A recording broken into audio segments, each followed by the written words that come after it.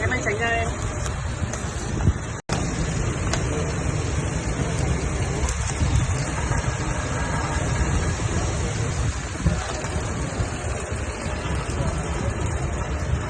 Thổi được không anh? Thổi đứt luôn. Thổi đứt luôn. Chuyện máy nhập khẩu Đức, người khác.